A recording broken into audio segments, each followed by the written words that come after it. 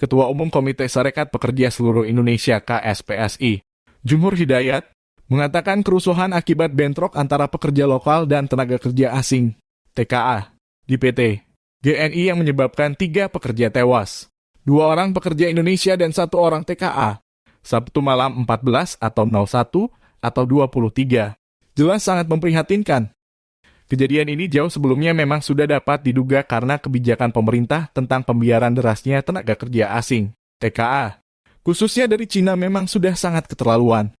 Kawasan industri yang terjadi di berbagai wilayah tanah air, termasuk di Morowali Utara, sudah seperti negara dalam negara, kata Jumhur Hidayat, Senin pagi, 16 atau 01 atau 2023.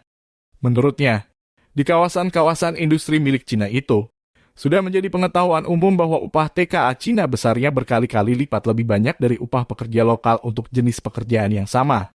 Belum lagi fasilitas lebih bagus yang diberikan kepada TKA dengan alasan mereka orang asing. Beberapa aturan termasuk aturan ketenagakerjaan boleh dibedakan dengan aturan yang pada umumnya berlaku di wilayah Indonesia atau sengaja diubah demi investor dari Cina itu.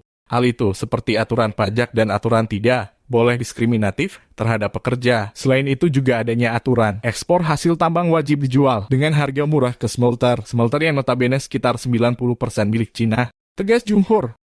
Adapun yang dirasa menjadi penyebab ketegangan, lanjut Jumhur, adalah karena puluhan ribu pekerja asing, TKA, tidak berpendidikan layak atau pekerja kasar ternyata bisa menjadi pekerja di kawasan itu. Namun mereka eksklusif karena tidak bisa berbaur dengan pekerja lokal akibat tidak diwajibkan berbahasa Indonesia seperti aturan yang pernah berlaku selama puluhan tahun sebelumnya.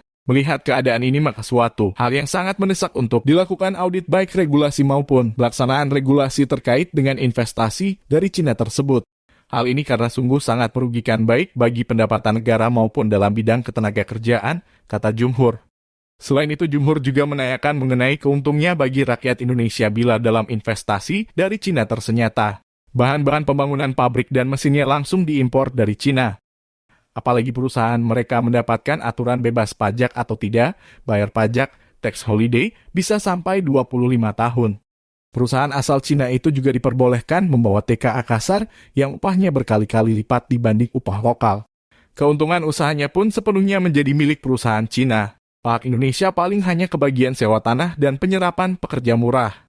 Sementara itu setelah mengeruk kekayaan luar biasa yang ditinggalkan adalah lingkungan hidup yang rusak, tandasnya.